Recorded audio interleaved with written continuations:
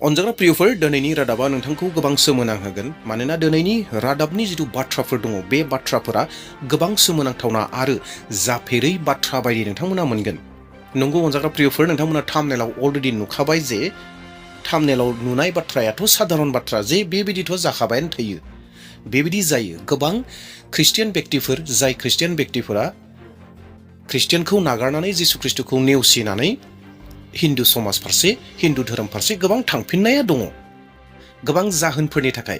नाथाय दिनैनि जिथु भिडिअ दङ बे भिडिअनि जाहोना आलादाथार, जेरावहाय माब्लाबाबो बेबायदि नोंथाङा खोनायाखै जानो हागौ। बिहामजोनि थाखाय येस अनजाग्रा प्रियफोर बिहामजोनि थाखाय जिसु ख्रिस्टखौ नेवसिनानै हिन्दु धोरोम फारसे थांफिनबाय। बिहामजोखौ लाखिनो थाखाय, बिहामजोनि बाथ्राखौ लानो थाखाय, बिहामजोखौ दोननो थाखाय गासै नखरैनो जिसुखौ नेवसिनानै हिन्दु धोरोमाव थांदों।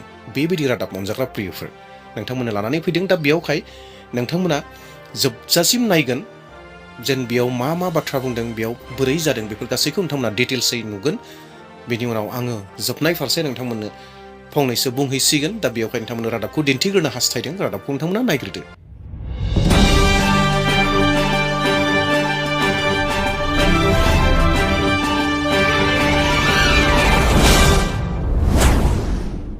झाबुआ जिले के ढेबर बड़ी गांव निवासी गज्जू पिता कालिया ने 19 साल बाद अपने परिवार समेत ईसाई धर्म छोड़कर दोबारा हिंदू धर्म अपना लिया है।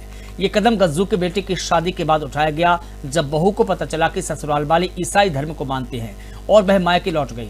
बहू की शर्त पर परिवार के लोगों ने धर्म परिवर्तन त्यागने का फैसला किया और हिंदू रीति रिवाजों के साथ घर वापसी की। यह घटना धर्मांतरण रोकने के प्रयासों में जुटे संगठनों के लिए एक सकारात्मक संकेत मानी जा रही है।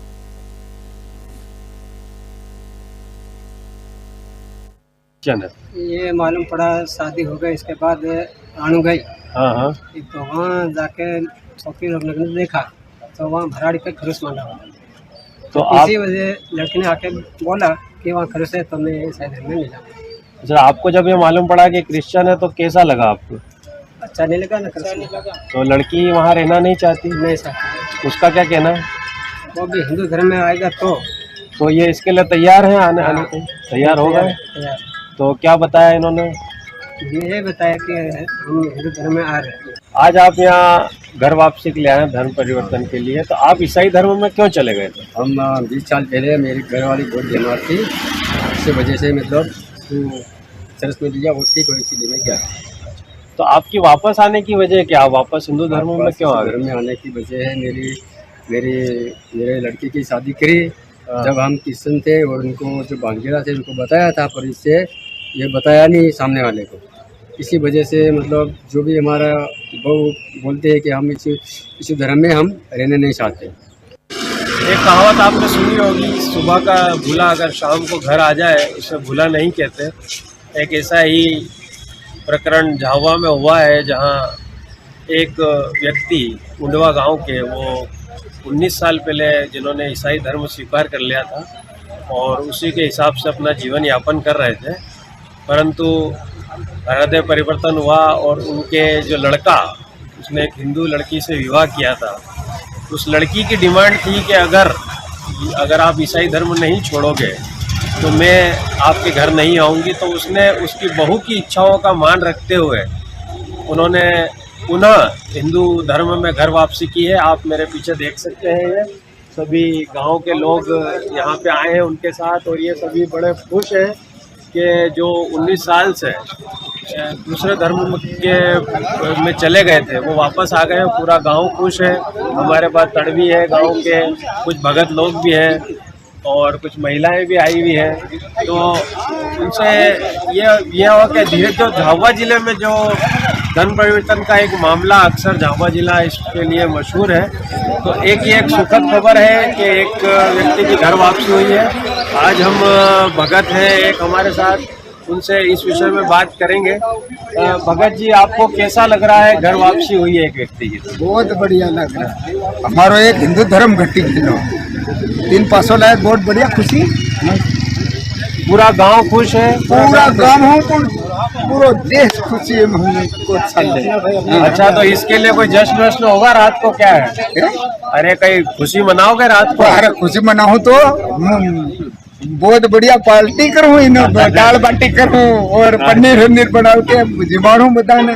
क्या शुभ नाम आपका? रमेश नामा। तो आपने देखा कि पूरा गांव खुश है और अब ऐसा लगता है कि लोगों के हृदय धीरे धीरे परिवर्तन हो रहे हैं और इस तरह की घटनाएं, फिर इस तरह के वाक़ये और आगे बढ़ेंगे। मैं कैमरामैन मयंक भावसार के साथ मुजम्मिल खान, झाबुआ।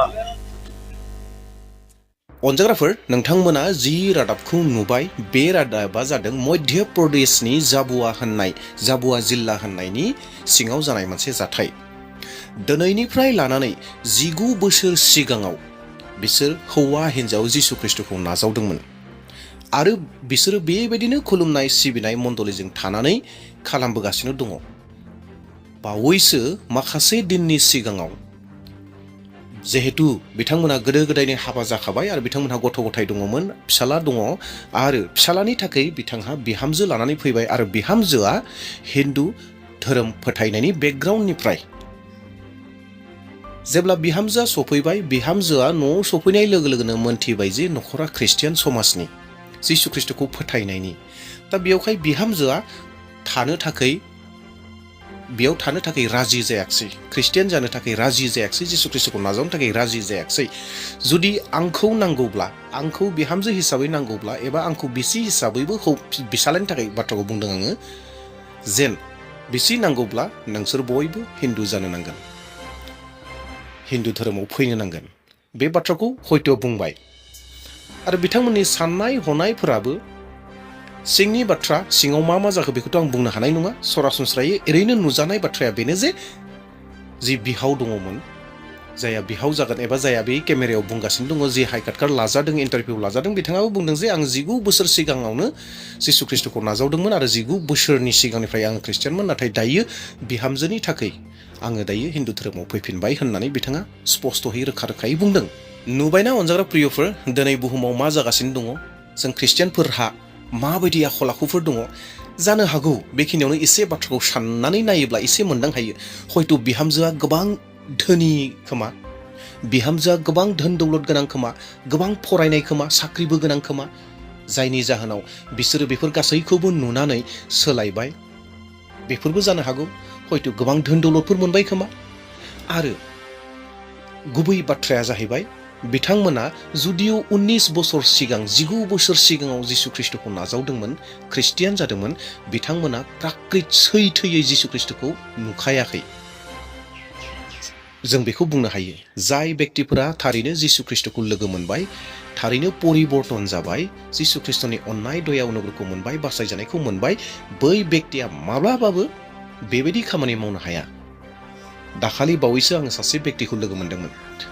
जों गोबां बाथ्राफोर सावरायदों। बाथ्राफोर सावरायनायाव बिथाङा मोनसे बाथ्रा बुंदों, हिन्दु धोरोमनि गोबां नियम नितिफोरालाय माखासेफोराव गोबां मोजां।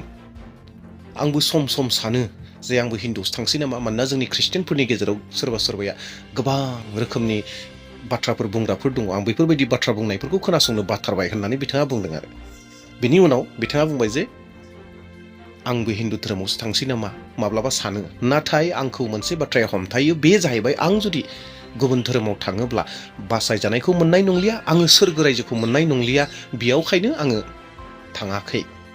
आं गुबुनाव थांनाय लोगो लोगोनो सोरगो रायजोआ आंनिफ्राय गैया जासिगोन होननानै बिथाङा आंनियाव मोजाङै बुंदोंमोन।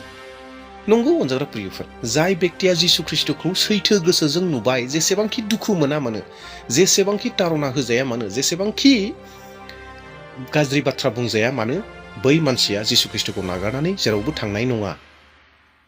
अनजाग्रा प्रियफोर, जेराव बै बोराय मानसिया एबा नखरैनो जिसु ख्रिस्टखौ नेवसिनानै गुबुन धोरोमाव फैबाय, जोंहा बेयाव बुंनांगौ जेबो गैया। नाथाय मोनसे गिथावना बाथ्राया बेसो जाबायदि जे बिथांमोननि थाखाय नोरोगा गेवबाय। बिथांमोना बेखौ सानस' हादोंना हायाखै, बे बिथांमोननि बाथ्रा जासिगोन। नाथाय अनजाग्रा प्रियफोर, जोंबो बिनिफ्राय सोलोंनांगौ दङ। दिनै ख्रिस्टियानफोरनि गेजेराव दासिमबो गोरलै आहार जानाय ख्रिस्टियानफोर दंबावो। दा बैफोरबायदि सुबुंफोरखौ नोंथांमोना जुदि लोगो मोनोब्ला नोंथांमोना आत्मिक आदार जाहोनायनि बिबान दङ। दा बेवहाय बे खामानिखौ मावगोन। दिनै जोंनि ख्रिस्टियानफोरनि गेजेराव गोबां बेक्तिफोर दङ दासिमबो गोबां लोरबां, हयथ' गोबां मानसिफोर दङ दासिमबो जिसु ख्रिस्टखौ लोगोखौनो मोनाखै, केबल ख्रिस्टियान सोदोबावसो थागासिनो दङ। जायनि जाहोनाव दिनै जोङो नुनो मोन्दोंदि गोबां बेक्तिफोरा गुबुन धोरोमाव थांगासिनो दङ, गुबुन धोरोमाव सोलायगासिनो दङ। दिनै गुबुन धोरोमाव मानो थांदों आं बे बाथ्राखौ बुंनो रोंनाय नङा एबा बुंनाय नङा। नाथाय दिनै जिसु ख्रिस्टखौ नागारनानै मानो थांदों बेनि जाहोना जाहैबाय गोबां ख्रिस्टियान बेक्तिफोरा जिसु ख्रिस्टखौ गोरबोनिफ्राय नुवाखै आरो आत्मिक आहारखौ मोनजायाखै, मेचियर जायाखै, बोलोगोरा जायाखै। बेनि थाखायनो गोबां मानसिफ्रा गुबुन धोरोमाव थांगासिनो दङ ख्रिस्टियाननिफ्राय। दा बेयावहाय अनजाग्रा प्रियफोर, जों साफ्रोमनिबो खामानि बिबाना बे जे जों जेरावनो बेबायदि मानसिखौ लोगो मोनो, लोरबां मानसिखौ लोगो मोनगोन, दुरबल मानसिखौ लोगो मोनगोन, आत्मिक जिउनि आहार जाहोनाय आरो जिसु ख्रिस्टखौ लोगो मोनहोनाय, जिसु ख्रिस्टनि बासायजानायखौ मोन्दांथिखौ जेन गोख्रोङैनिख्रुइ गोख्रोंसिन मोननो हायो, बेबायदि खामानिखौ जों साफ्रोमबो मावनांगोन। आसा खालामदों नोंथांमोना बे रादाबखौ मोननायनि गेजेरजों एसेब्लाबो बाथ्राखौ सोलोंनो हादों। दे अब्ला प्रियफोर, जोबनायाव खावलायनो हास्थायदों जायफोरा दासिमबो चेनेलखौ साबस्क्राइब खालामना लायाखै, चेनेलखौ साबस्क्राइब खालामना लादो आरो मोनसे लाइक होनानै गालांदो आरो हायोब्ला भिडिअखौ गुबुननोबो शेयार खालामदो। दे अब्ला दिनैनि भिडिअखौ बेसेबां दोनथ'नोसै। Thank you.